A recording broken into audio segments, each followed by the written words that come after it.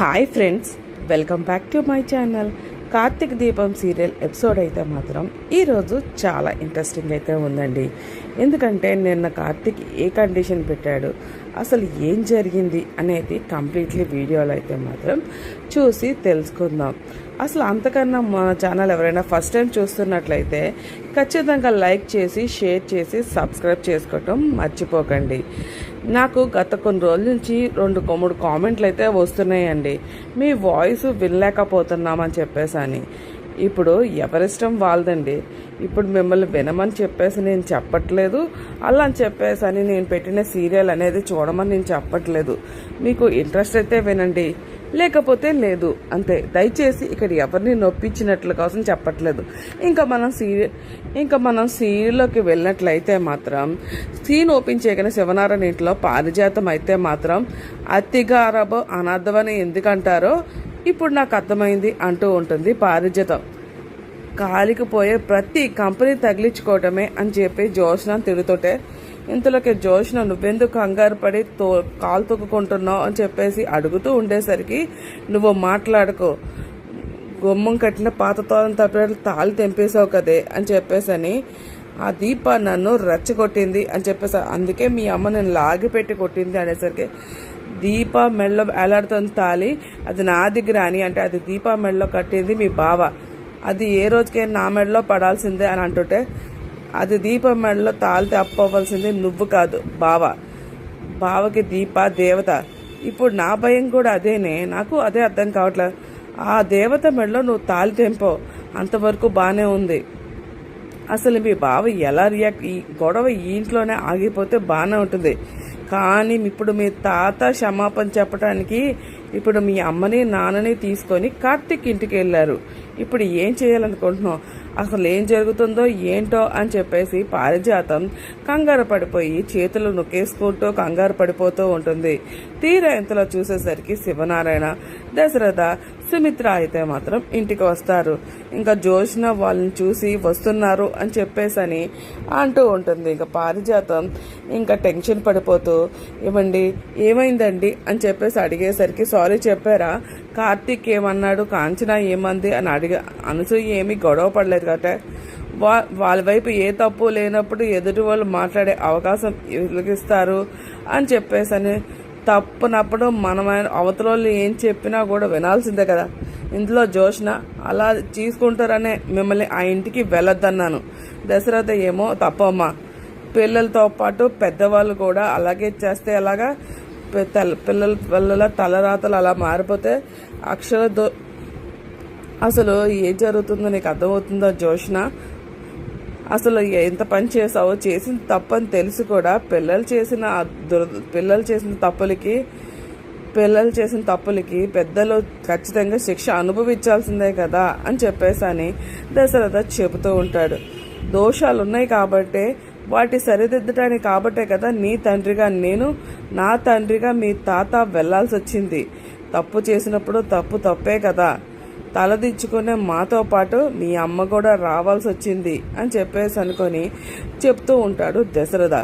ఇంతలోకి పారిజాతం క్షమాపణ అడిగి ఇంటికి వచ్చారని, క్షమాపణ కోసం ఇంటికి వచ్చారని కాంచన మిమ్మల్ని గట్టిగానే అనుమానించింది కదా, మన వల్ల గాయపడ్డ వాళ్ళు, బాధపడ్డ వాళ్ళు ఖచ్చితంగా మనం అన్ని భరించాల్సిందే అంటోంది సుమిత్ర. నేను అప్పటికీ అంటూనే ఉన్నాను, మనం వాళ్ళ దిగజారి వాళ్ళ ఇంటికి వెళ్లాల్సిన అవసరం లేదు అని అంటూ ఉంటుంది పారిజాతం. ఇంతలోకి శివనారాయణ ఏం జరిగిందో తెలుసుకోకుండా నోరు పారేసుకోకు అంటుంటాడు సార్. ఇంతలోకి జోష్న బాబేని అన్నాడా, చాలా అన్నాడు అని చెప్పేసి అంటారు. సారీ యాక్సెప్ట్ చేయలేదు అని చెప్పేసి అంటూ ఉంటారు. మరి ఏం చేశారండి అంటుంది పారిజాతం. కండిషన్ పెట్టాడు అని చెప్పేసి అంటూ ఉంటాడు శివనారాయణ. కండిషనా ఏంటది అని అడుగుతూ ఉంటుంది పారిజాతం. ఇంతలోకి కార్తీక్ చెప్పిన మాటలు, కార్తీక్ ఏమన్నాడో అన్ని గుర్తు తెచ్చుకుంటూ ఉంటాడు. ఏంటా కండిషన్ అని అడిగిన శివనారాయణ, ఈయన మీ ఇంటికి వచ్చినప్పుడు చెప్తాను అన్నాడు కదా, కండిషన్ పెట్టడం ఏంటండి అని అడుగుతూ ఉంటుంది పారిజాతం. అది కూడా వెంటనే చెప్పకుండా రేపు చెప్పడం ఏంటి అని అడుగుతుంది. అదే నువ్వే వెళ్ళి వాడిని అడుగు, రేపు చెప్తా అన్నాడు కదా అని చెప్పేసి అది కాదండి, వాడు కండిషన్ అన్నాడంటే ఖచ్చితంగా అగ్రిమెంట్ క్యాన్సిల్ చేసామనే కదా, అలాంటిదే అయితే ఆ పని ఇద్దరికీ చేసుండేవాడు కదా అని చెప్పేసి అని అంటూ ఉంటుంది. మరి ఆస్తిలో వాటే అడుగుతాడేమో అని చెప్పేసి అని అంటూ ఉండేసరికి ఇంతలోకి దశరథ ఆల్రెడీ కాంచనా బదులు శ్రీధర్ నోటీస్ పట్టిస్తే ఏం జరిగిందో మర్చిపోయావా పిన్ని? మరి ఈ రెండూ కాకుండా మరి ఇంకేం చెప్తాడు, వాడు ఏం అడుగుతాడు అని చెప్పేసి అని అంటూ ఉంటుంది పారిజాత. అది మనకలా తెలుస్తుంది అంటాడు కోపంగా శివనారాయణ. ఏం అడిగినా ఇస్తారా అని అడిగేసరికి ఇవ్వాలి తప్పదు, మాట ఇచ్చాను కదా అంటాడు శివనారాయణ. పేరు కోసం మాట ఇవ్వరు వేరు, పరువు కోసం మాట ఇవ్వటం వేరు అంటాడు శివనారాయణ.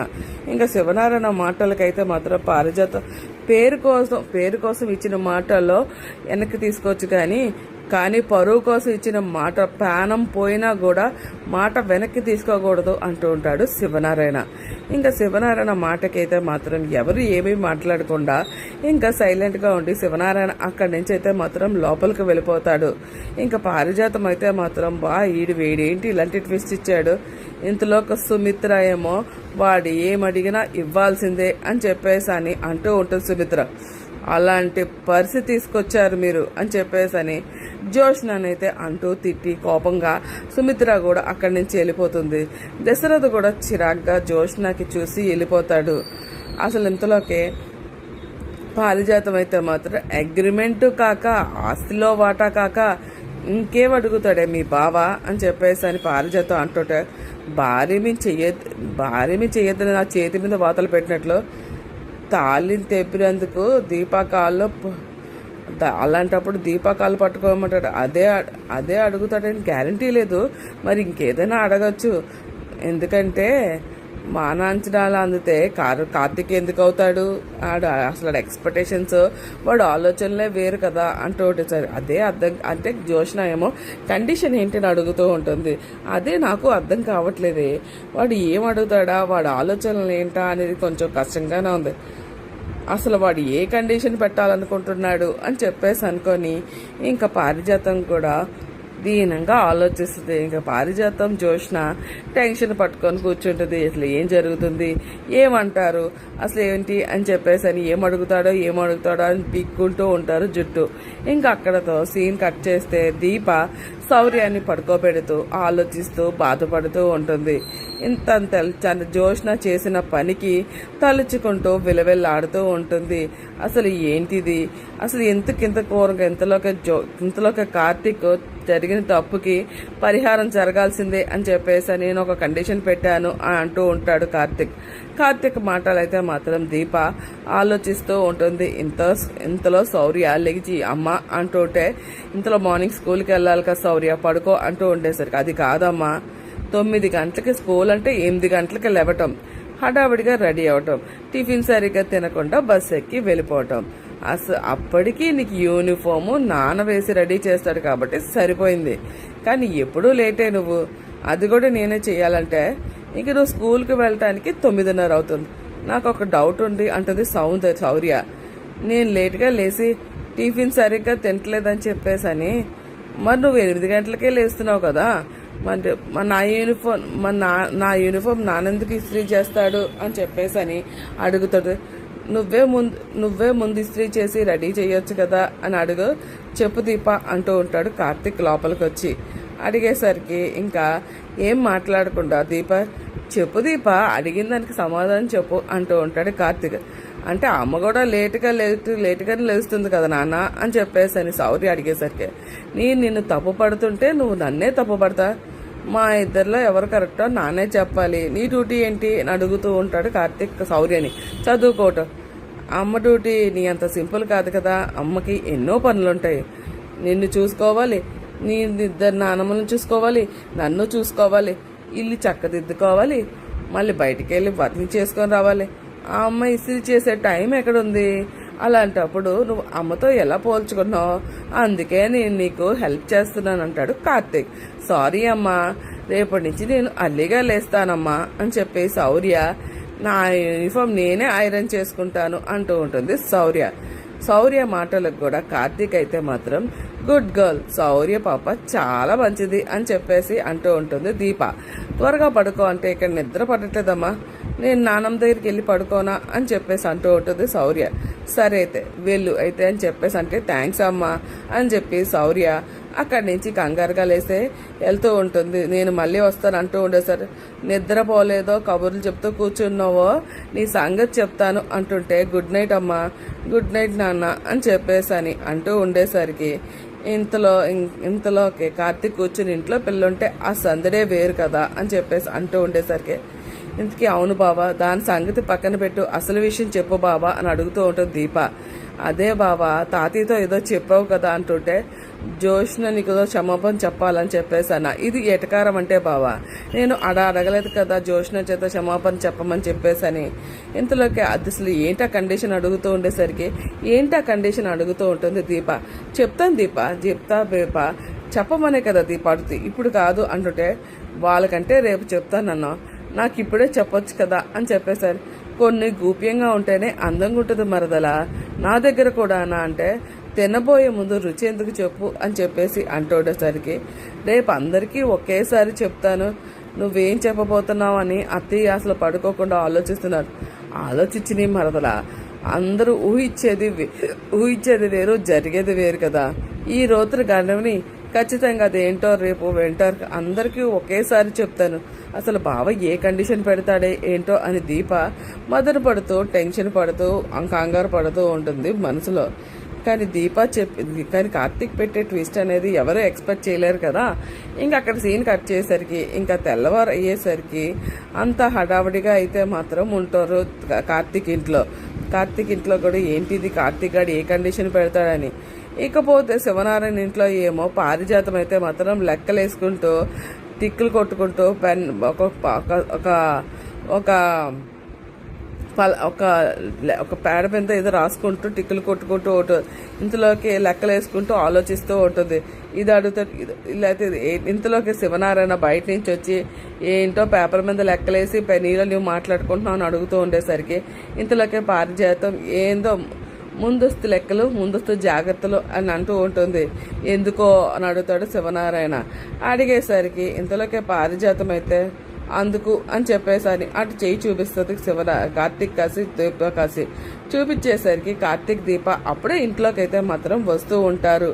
ఇంకా శివనారాయణ కార్తీక్ దీపాన్ని చూసి ఇంకా ఏమీ మాట్లాడకుండా వచ్చారు అని చెప్పేసి అనుకున్న టైప్లో చూస్తూ ఉంటారు. ఇంతలోకి జోష్న పైనుంచి అయితే మాత్రం వస్తుంది. వచ్చి కోపంగా వచ్చి చూస్తూ ఉండేసరికి ఇంతలోకే దీప మాత్రం కోపంగా జోష్నని అలాగే చూస్తూ ఉంటుంది. కానీ జోష్న కూడా తాళి తెంపే సంగతి అయితే మాత్రం గమనిస్తూ ఉంటుంది, ఆలోచిస్తూ ఉంటుంది. కానీ ఇంతలోకే దీప మాత్రం జోష్నని కోపంగా చూస్తూ ఉంటుంది. అసలు జోష్న చేసిన పనికి అసలు ఆగిపెట్టి కొట్టకుండా దీప సైలెంట్గా ఉండవే చేసింది తప్పు అనుకుంటా. చూసారు కదా ఫ్రెండ్స్, మొత్తానికి ఈ కథ చాలా ఇంట్రెస్టింగ్గా ఉంది కదా. అసలు కార్తీక్ ఏం అడుగుతాడని చాలా టెన్షన్గా ఉంది కదా అని చెప్పేసాని. కానీ ఇంకా ట్విస్ట్ అయితే ఇవ్వలేదు కాబట్టి మనం ఆ ట్విస్ట్ అయితే మాత్రం వెయిట్ చేయాల్సిందే. ఇంకా మీకు నా సీరియల్ ఎక్స్ప్లెనేషన్ ఎలా ఉందో ఖచ్చితంగా ఒక లైక్ షేర్ చేయడం మర్చిపోకండి. అలాగే కామెంట్ చేయండి. దయచేసి గొంతు ఇంపార్టెంట్ కాదండి, స్టోరీ ఇంపార్టెంట్ అని చెప్పేసని. ఇంతలోకి స్టోరీలోకి వెళ్ళినట్లయితే మాత్రం దీప అందరికీ కాఫీ తీసుకురా అని చెప్పేసి అంటూ ఉంటాడు. అనేసరికి కార్తీక్ బయటకు వెళ్తూ ఉండేసరికి ఇంతలోకి సుమిత్ర ఏమీ తెలియనట్లు మాట్లాడతావేంట్రా, నా కూతురు తరపున నీ క్షమాపణ అడిగితే ఏమన్నావు, క్షమాపణ అంగీకరించను అని చెప్పేసి కండిషన్ పెట్టావు కదా అని చెప్పేసి అని అంటూ ఉంటారు. అది ఏంటి ఆ కండిషన్ అని అడిగితే ఈరోజు చెప్తాను అన్నావు కదా, ఏంటా కండిషన్ అని అడుగుతూ ఉంటుంది సుమిత్ర. మేమంతా నువ్వేం అడుగుతావా అని చెప్పేసి అని మేము ఎదురు చూస్తున్నాం అంటుంది సుమిత్ర. ఇంతలోకి పారిజాతం అయితే మాత్రం అడగరా, ఇంకెందుకు లేటు, నీకేం కావాలో అడుగు అని చెప్పేశారు. అగ్రిమెంట్ క్యాన్సిల్ చేయండి, నా ముందే ముక్కలు చేయండి అని చెప్పేసి అని అడుగు అని చెప్పేసి ఇంకా పారిజాతం అయితే మాత్రం పొడిచినట్లు మాట్లాడుతుంది. ఇంతలోకి జోష్న గ్రానీ అని గట్టిగా, అది కాకపోతే ఆస్తిలో వాటా అని పారిజాతం అనేసరికి శివనారాయణ ఇంతలోకే పారిజాతం నోరు నీకే కాదు అవతలోడికి కూడా మాటలు ఇచ్చాడు, గొంతుంది. కొన్ని సందర్భాల్లో నోటికన్నే చెవులే మంచిది అంటావు అని చెప్పేసని పారిజాతాన్ని తిడుతూ ఉంటాడు. నీ నోటికి కూడా శ్రీరామ రక్షణ అని చెప్పేసని అంటూ ఉండేసరికి ఇంకా పారిజాతం అర్థమైందండి అని చెప్పేసి అంటూ ఉండేసరికి ఇంకా దశరథ అయితే మాత్రం కార్తీక్ నువ్వేం అడగాలనుకుంటున్నావో అడుగు కార్తీక్ అంటే ఇంతలోకే సుమిత్ర నా కూతురు తప్పు చేసిన మనిషిలా చూడకూడదు అనుకున్నట్లయితే క్షమాపణ అంగీకరించాలి అని చెప్పేసని అంటోడు. క్షమాపణ సరిపోదు అంటే ఏం చెయ్యాలో చెప్పురా, మేము ఏం చేయడానికైనా అందరం సిద్ధంగా ఉన్నాంరా అని సుమిత్ర కార్తీక్ని గట్టిగా నిలదీస్తూ అడుగుతూ ఉంటుంది. కానీ కార్తీక్ మాత్రం అవి మాట్లాడకుండా సైలెంట్గా ఉంటాడు. ఇంతలోకి పారిజాతం బెల్లం కొట్టి రాయిలా ఉంటావేంట్రా, సమాధానం చెప్పండి అంటే ఇంతలోకి జోష్న బావ చెప్పకపోతే ఏమైంది, దీపా చెప్పొచ్చు కదా అంటుంది జోష్న. మా బావ ఏమీ అడగాలనుకుంటున్నాడో నాకు కూడా తెలియదు అని చెప్పేసి దీపా కూడా అంటుంది. ఇంతలోకి పారిజాత ఆహా ఇది నిజంగా విన్నావా సుమిత్ర, ఈ మొగుడు ఏం అడగాలనుకుంటున్నాడో పెళ్ళంకి తెలియదంట, ఇది ఎంత విడ్డూరంగా ఉంది అని చెప్పేసి పారిజాతం అంటూ ఉంటుంది. మేమేమైనా మందార పువ్వులు చెవులో పెట్టుకొని నిలబడ్డామనుకుంటున్నావా అని పారిజాతం ఎటగారు అనేసరికి మందార పువ్వులు చెవులో పెట్టుకొని నిలబడినా ఏ పువ్వులు చెవులో పెట్టుకొని నిలబడినా నిజంగానే నేనేం అడుకోవాలనుకుంటున్నానో దీపాకి తెలీదు, ఎవరికి చెప్పలేదు, ఎవరికి తెలియదు కూడా అంటాడు కార్తీక్. ఇంకా కార్తీక్ మాటలకైతే అందరూ ఇంతలోకే పారిజాతం ఒకటి నువ్వు మరొకరెవరు నా మనసు అని చెప్పేసాను. పోయమ్మో మామూలు వీడిని తట్టుకోవటం మామూలు కాదు, వాడు మళ్ళీ మొదలు పెట్టేశాడు అని పారిజాతం ఇంకా అలా వాగుతూనే ఉంటుంది. ఇంతలో శివనారాయణ ఒరే కార్తీక్ నువ్వేం చెప్పాలనుకుంటున్నావు నువ్వు చెప్పురా అంటాడు. కొన్ని మనం చెప్పకపోవడమే మంచిది అని కార్తీక్ అక్కడతో ఆపేస్తాడు. ఆపేసరికి ఇంతలో కార్తీక్ అయితే కొన్నిటికి న్యాయం చేయలేము అని చెప్పేసి అంటుంటే ఇంతలో సుమిత్ర నా కూతురు ఎప్పటికీ తప్పు చేసిన మనిషిలాగా తలదించుకొని ఉండాలా అని అడుగుతూ ఉంటుంది. సుమిత్ర అడిగేసరికి నువ్వేం అడుగుతావు అడుగు, నీ న్యాయం చేస్తాను అని సుమిత్ర. ఈ మాట మనసు పూర్తిగానే అంటున్నారా అని చెప్పేసి నా భార్య బదులు నేను మాటిస్తున్నాను రా అంటాడు దశరథ. అడుగుతున్నాను అంటాడు కార్తీక్. అడిగేసరికి అందరూ టెన్షన్ పడిపోతారు. ఇంతకీ శివనారాయణ కూడా నా కొడుకు తరపున నేను మాటిస్తున్నాను అని చెప్పేసని ఇంతకుముందు డాన్స్ చేయడానికి వచ్చారు కాబట్టి ఖచ్చితంగా అడుగుతాను అని చెప్పేసని కార్తీక్ అయితే అంటూ ఉంటాడు. కాకపోతే దీనికి అందరూ సమాధానం కావాలి అని చెప్పేసని అంటే మేము కూడా ఊ అనాలా అంటది పారిజాతం. సరేరా ఊ అంటాము, జోష్న ఊ అనవే అని చెప్పేసని అంటూ ఉంటుంది పారిజాతం. ఇంట్లో పెద్దవాళ్ళు ఉన్నారు కదా వాళ్ళ మాట నా మాట అని చెప్పేసా. విన్నావా చూసావా దీపా జోష్న మేడం గారిని పద్ధతులు మర్యాదల కోసం చాలా ఫాలో అవుతారులే, భలే ఫాలో అవుతారు పద్ధతుల కోసం.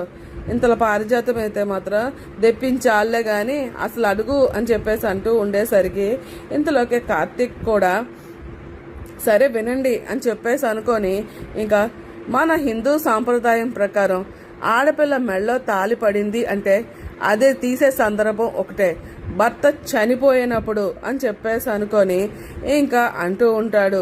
అనేసి అంతవరకు ఆ తాళి తన శరీరంలోనే ఉండాలి, మెడకి అలంకారంగా గుండెల మీద ఏలాడుతూనే ఉండాలి. అంత తాళికి అంత పవిత్ర. ఒక్కసారి ఏ కారణంగా సరే తెగినా ఆ ఇళ్ళలు చావు వచ్చినట్లు బాధపడుతుంది, గుండు పగిలేలాగా బాధపడుతుంది, గుండు పగిలేలాగా విలవిల్లాడిపోతుంది. అది ఎవరు చెప్పాల్సిన అవసరం అయితే లేదు. అలాంటి నరకం నా భార్య 24 గంటల నుంచి పడుతూనే ఉంది. ఆ బాధ ఏం చేస్తుందో పోతుందిరా చెప్పరా అని చెప్పేసని అడుగుతూ ఉండేసరికి తాళిని తెప్పిన దోషాన్ని లేకుండా ఉండాలంటే ఏం చెయ్యాలో చెప్పరా అని సుమిత్ర కార్తీక్ నా భార్యకి నాకు పెళ్లి చేయండి అని చెప్పేసని గట్టిగా అడుగుతాడు కార్తీక్ ఆ మాట అనగానే ఒక్కసారిగా శివనారాయణ దశరథ దీప అడుగుతూ ఉండేసరికి ఇది చాలా చిన్న విషయమే కదరా, దీనికేరా ఇంతలోకే సుమిత్ర నువ్వు వెళ్ళి పసుపుసారి సిద్ధం చేయనంటే సారీ అలవాట్లో పొరపాట్లో మావయ్య అనేశాను సార్, పిలిపి నోటికి వచ్చినట్లు కాదు సార్, గొంతుకు అలవాటు పడలేదు ఇంకా, అందుకే ఫ్లోలో వచ్చేసింది, మామయ్య అని వచ్చేసింది, నన్ను క్షమించండి అని చెప్పేసి అంటూ ఉంటాడు కార్తీక్. నీ పిలుపుల సంగతి తర్వాత బావా, ముందు ముందు పెళ్లి గురించి చెప్పు అంటూ ఉంటుంది జోష్న. అక్కడ వస్తున్నాను జోష్న మేడం, మీరు కంగారు పడకండి. పెళ్ళంటే మీరేదో పసుపు తాడు తీసుకొచ్చి నా చేతికిచ్చి కట్టారా అంటే నేను కట్టేయడం కాదు, దాన్ని పెళ్ళి అన్నారు అని చెప్పేసి అని కార్తీక్ అయితే అంటూ ఉంటాడు. మరి ఆల్రెడీ పసుపు గుమ్మ కట్టాను, దాని బదులు తాళే కట్టేవాడిని కదా అని చెప్పేసి అని అంటూ ఉంటాడు కార్తీక్ అయితే మాత్రం. ఇంకా కార్తీక్ మాటలకి వాళ్ళకి ఏమీ అర్థం కాక, మరి నీ పెళ్ళి మేము ఎలా జరగాలో చెప్పరా అని అడుగుతుంది సుమిత్ర. దీప అమ్మా నాన్నల చేతుల మీదుగా జరిపించాలి అని చెప్పేసి అని ఒక్కసారిగా అనేసరికి ఇంకా అందరూ షాక్ అయిపోయి చూస్తూ ఉంటారు. ఇంకా జోష్న అయితే మాత్రం శివనారాయణ కూడా ఏమీ మాట్లాడకుండా అలాగే చూస్తాడు. ఈడేంటి ఇలా మాట్లాడుతున్నాడు అని చెప్పేసి అని చూస్తూ ఉండేసరికి ఎవరికి ఏమీ అర్థం కాదు. ఇంతలోకే పారిజాతం అయితే ఏంటి ఏమన్నావురా, దీప అమ్మా నాన్న చేతుల మీదుగా జరిపించాలా అని చెప్పేసి అని అడుగుతూ ఉండేసరికి ఇంకా వెంటనే కార్తీకత అంటే ఇప్పుడు మేమంతా పైకి పోవాలా అని అడుగుతూ ఉంటుంది పారిజాత. అంటే మేము ఇప్పుడు బ్రహ్మదేవుడితో మాట్లాడి వాళ్ళ అమ్మ నాన్న కిందకి రప్పించాలంటారు. ఇంతలోకే చూసిన బావ ఏం అడగాలనుకుంటున్నాడో జగం క్లారిటీ వచ్చేసింది. జస్ట్ వినయ్ యాక్సెప్ట్ చేయాలా వద్దా అనేది చూద్దాం అని జోష్న అంటూ ఉండేసరి, పోయినున్న వాళ్ళ అమ్మ నాన్న పిలవాలనుకున్నా కూడా వాళ్ళు అసలైన వాళ్ళు కాదే అని పారిజాతం ఎటకారంగా మాట్లాడుతూ ఉండేసరికి అనాథకి అమ్మా నాన్నని ఎక్కడి నుంచి తీసుకొస్తాంరా అని అడుగుతా. నా భార్యను ఇంకోసారి అనాథ అన్నామంటే ఊరుకోను అంటాడు కార్తీక్. ఇంతకీ శివనారాయణ నువ్వేమీ అనొద్దు, ఆ నోటికి కొంచెం తాళం వేస్తే చాలా మంచిది, కంటికి చెవులకి చాలా మంచిది అని చెప్పేసి అంటే ఆల్రెడీ నోటికి పని చెప్తే దండం దశగుండం అన్నీ అయిపోతాయి అని చెప్పేసి అని అంటూ ఉంటాడు. వాడు మాటలు గుర్తున్నాయి కదా, మర్చిపోయావా, మళ్ళీ చెప్పాలా అని చెప్పేసి అయితే ఆకాశం నుంచి అమ్మా నాన్నని మీరే పిలిపించండి అని చెప్పేసి అనుకొని పారిజాతం శివనారాయణతో అంటూ ఉండేసరికి ఎంతో సుమిత్ర, కార్తీక్ నువ్వు ఇలాంటి కోరితే మేము ఎలా తీర్చగలము అని చెప్పేసా, వద్దులేదు సుమిత్ర అమ్మగారు అని చెప్పేసి అనుకోని అంటూ ఉండేసరికి ఇంకా ఒక ఆడదానిగా మీరు మీకు తెలియంది కాదు కదా, మీరు కూడా తెలుసుకోగలరు అని చెప్పేసి అని అంటూ ఉండేసరి పచ్చని తాళిని తీసేస్తే ఆ నేరానికి శిక్ష ఆ భగవంతుడు వేరేలాగా వేస్తాడు, ఆపరా ఇంకా ఆపు, ఇంక మరీ నేను అసలు ఇప్పటికే నా కూతురికి నా శాపనాదాలు ఉన్నారు చాలు, ఇప్పటికే తట్టుకోలేకపోతున్నాను, విలవిల్లాడిపోతున్నాను. నా కూతురు కోసం అలా మాట్లాడుతూ ఉంటే దాని కన్న తల్లిగా దాని తప్పులన్నీ నేనే కాయాలనుకుంటున్నాను, నేనే భరించాలనుకుంటున్నాను అంటూ ఉంటుంది సుమిత్ర. ఇంకా నేనే పరిహార మార్గం వెతకాలనుకుంటున్నాను, ఇందుకే ఏం చేయాలో నాకే అర్థం కావట్లేదు, కానీ నువ్వు అడిగిన దానికి నేనే కాదు ఎవ్వరూ చేయలేరు అని చెప్పేసని ఇంతలోకి దీప బాబు ఇంటి ఇలాంటి కోడికి అమ్మని ఇంకా బాధ పెడుతున్నాడు. ఇంతలోకి దశరథ సుమిత్ర వేరే దారుంటే చెప్పరా అని చెప్పేసని అంటూ ఉండేసరికి దశరథ అడిగేసరికి కార్తీక్ అయితే మాత్రం ఉంది అంటూ ఉంటాడు. అనేసరికి ఏంటో చెప్పు, అది తప్ప వేరే దారి లేదు అంటూ ఉంటాడు కార్తీక్. దానికి ఒప్పుకోండి, ఇంకా మా దారి వదిలేయండి అని చెప్పేసి అంటారు. మేము పరిహారం చేసుకుంటాం, అదేంటో చెప్పు అంటది సుమిత్ర. మరి ఖచ్చితంగా చేస్తారా అని అడుగుతూ ఉంటాడు కార్తీక్ అయితే.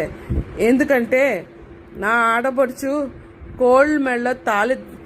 కోడల మెళ్ళ తాళి తెప్పిందని నాకు నా మేనకోడల్ని అని చెప్పేసి అనుకో జీవితాంతం ఈ నింద నేను మొయ్యలేను, అందుకని ఏం చేయాలో చెప్పరా, ఆ పాపాలని నేను కడిగేసుకుంటాను రా చెప్పరా అని చెప్పేసి అని అంటూ అడిగేసరికి ఇంకా మమ్మల్ని ఏం చేయమంటావు చెప్పరా అని చెప్పేసి అని చెప్తాను వినండి అని కార్తీక్ అయితే మాత్రం ఇంకా ఇంకా ఇంకా జోష్న కూడా బాబాయ్ ఏం చెప్పబోతాడు ఉదయం లేచి కళ్ళు తెరగానే నా మనసు అయితే మాత్రం నా భార్య మంచం దిగుతుంది.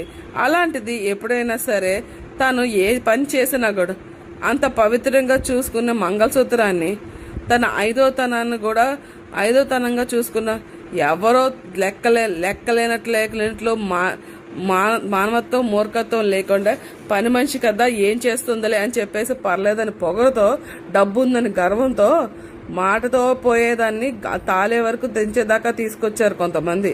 అసలు ఏం మనిషిలో ఏంటో, ఎక్కడైతే నా భార్య మంగళసూత్రం తెగిపోయిందో అక్కడే మండపం కట్టించి అగ్ని సాక్షిగా, అయిన వాళ్ళు సాక్షిగా, బంధువులు సాక్షిగా, అందరు సాక్షిగా, మంత్రాలు సాక్షిగా, శాస్త్రం ప్రకారం కూడా నా భార్య నుదుట కళ్యాణ్ దళకంతి పెళ్లి కూతురుని చేసి అమ్మ నాన్నలుగా మీరు నిలబడి మా పెళ్లి జరిపించండి అని చెప్పేసని ఇంకా ఒక్కసారిగా అడిగేసరికి దీప అయితే మాత్రం ఒక్కసారిగా ఆనందపడుతుంది. ఇంకా దశరథ సుమిత్ర అయితే మాత్రం ఒక్కసారిగా షాక్ అయిపోతూ ఉంటారు. ఇంకా ఏవి మాట్లాడకుండా ఇంకా ఈడేంటి ఇలా అడిగాడు అని చెప్పేసి అనుకుని పారిజాతం కూడా ఇంతలోకే జోష్న అయితే దీప అమ్మా నాన్న స్థానం అంటే ఎవరు, సుమిత్ర గారు దశరథ గారు కూర్చోవాలి అని చెప్పేసి అని అంటూ ఉండేసరికి జోష్న ఒక్కసారిగా షాక్ అయిపోతుంది. ఇంకా దశరథ సుమిత్ర కూడా ఇంకా ఏమీ మాట్లాడలేక అలాగే చూస్తూ ఉండిపోతారు. ఇంకా శివనారాయణ కూడా అలాగే చూస్తాడు. కార్తీక్ అడిగిన దానికి ఎవరు ఏం మాట్లాడతారా అని చెప్పేసి చూస్తూ ఉండేసరికి ఇంతలోకి దీప మాత్రం అలాగే షాక్ అయిపోయి ఏంటి బావ ఇలా అడిగేశాడు, అసలు ఇలా అడుగుతాడని చెప్పేసి నేను అనుకోలేదే అని చెప్పేసి దీప అలా చూస్తూ ఉండిపోతుంది. ఇంకా కార్తీక్ కూడా ఇంకా గట్టిగా నిలబడతాడు. ఇంకా కార్తీక్ మాటలకు కూడా అందరూ కూడా అలా షాక్ అయిపోతారు. మరి దశరథ సుమిత్ర ఏం సమాధానం చెప్పాలనుకుంటున్నారు అనేది మనం వెయిట్ చేయాల్సిందే. మరి సుమిత్ర ఒప్పుకుంటుందా? జోష్న చేసిన పనికి ఇంకా సుమిత్ర ఏం సమాధానం చెప్పలేక తప్పనిసరి ఒప్పుకుంటుందా? అయితే మాత్రం భలే ట్విస్ట్ అయితే మాత్రం భలే అడిగాడు కదా. నేనైతే మాత్రం ఇదే ఎక్స్పెక్ట్ చేశాడు. కార్తీక్ ఖచ్చితంగా ఇదే అడుగుతాడు అనుకున్నాను, ఇదే అడిగాడు. నిజంగా దీపక్ ఒక పక్క ఆనందం, ఒక్కొక్క పక్క బాధ, ఒక పక్క టెన్షన్ తో కూడిన ఎక్స్ప్రెషన్ అయితే మాత్రం పెడుతుంది. ఇంకా దశరథ అయితే మాత్రం ఖచ్చితంగా ఒప్పుకుంటాడు దీనికి. మరి సుమిత్ర మరి కూతురు చేసిన తప్పుకి సుమిత్ర కూడా ఒప్పుకోవాల్సి వస్తుందేమో. కానీ నిజంగా అడిగి మంచి పని చేశాడు. ఎందుకంటే ఇలా ఇప్పుడు ఈ పెళ్లి జరిగితే రెండు కుటుంబాలు ఆనందంగా కలిసిపోతాయి. మరి కాంచన కూడా ఏ రకంగా రియాక్ట్ అవుతుంది? కాంచన కూడా చాలా హ్యాపీగా ఫీల్ అవుతుంది అనుకుంటా. ఎందుకంటే అందరి సమక్షంలో మళ్ళీ కార్తీక్ దీప పెళ్లి చేసుకోవడం కావాల్సే కదా. నిజంగా ట్విస్ట్ అయితే మాత్రం అదిరిపోయింది. మీలో ఎంతమంది కార్తీక్ దీపం 2 సీరియల్ ఫాలో అవుతారు? నేనైతే ఖచ్చితంగా ఇదే అడుగుతాడని చెప్పేసి అని ఎక్స్పెక్ట్ చేశాను. ఇదే అడిగాడు కార్తీక్ అయితే మాత్రం. ఎందుకంటే ఈ సిచ్యువేషన్ అనేది నిజంగా చాలా హైలైట్ ఉంది. మొత్తానికి మీకు ఈ స్టోరీ ఎలా అనిపించిందో కింద కామెంట్ సెక్షన్లో అయితే కామెంట్ చేయండి ఫ్రెండ్స్. దయచేసి గొంతు బాగాలేదు, వాయిస్ బాగాలేదు, వెళ్ళలేకపోతున్నాం అని చెప్పేసి అని ఇలా బ్యాడ్ కామెంట్స్ అయితే పెట్టకండి. ఇప్పుడు ఎవరి గొంతు వాళ్ళది. నాకు చేయాలనిపిస్తుంది, నేను స్టోరీ ఎక్స్ప్లెయిన్ చేస్తున్నాను. మీకు ఇంట్రెస్ట్ అయితే వినండి, లేకపోతే వీడియో నచ్చలేదా, లేకపోతే నాకు గొంతు నచ్చకపోతే స్కిప్ చేసేయండి ఫ్రెండ్స్. దయచేసి అలా చెత్త కామెంట్లు పెట్టి హట్ చేయొద్దు. ఇంకొకసారి ఇంకో వీడియోతో మీ ముందుకు వచ్చేస్తాను. Thank you for watching. Bye.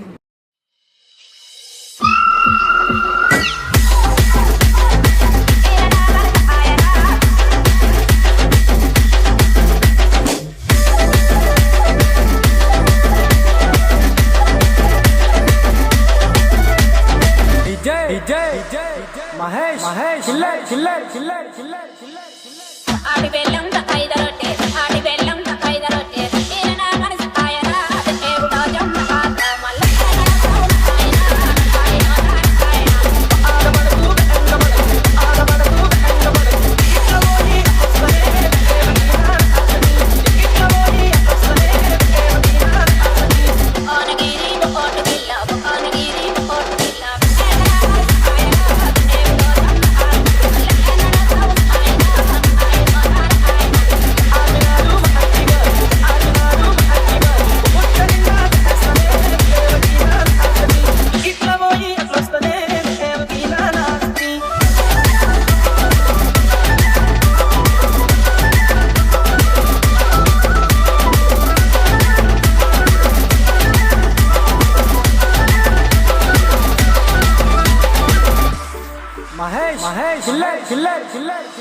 Hyderabad అతాలరైకే Hyderabad అతాలరైకే అడుగున మనసు ఆయన దేవుడా జమ్మ ఆత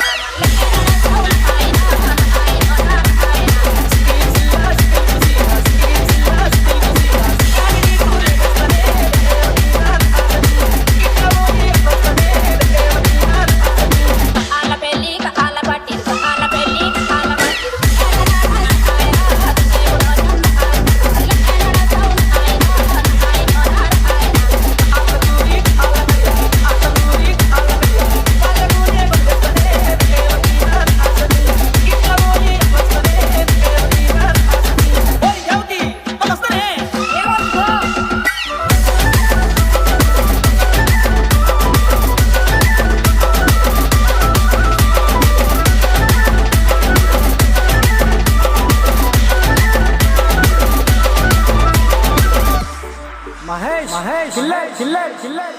మహాల పెళ్లి మహాల పూలు మహాల పెళ్లి మహాల పూలు ఏకనా మనసు ఆయరా ఏగు రోజం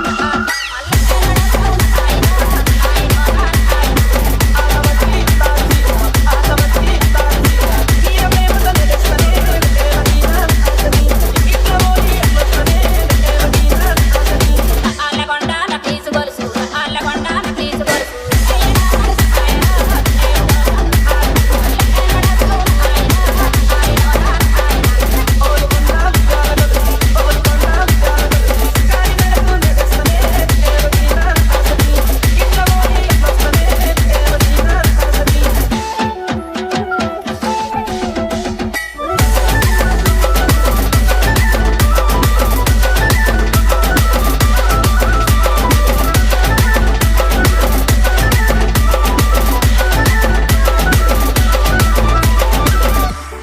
మహేష్ చిల్లర్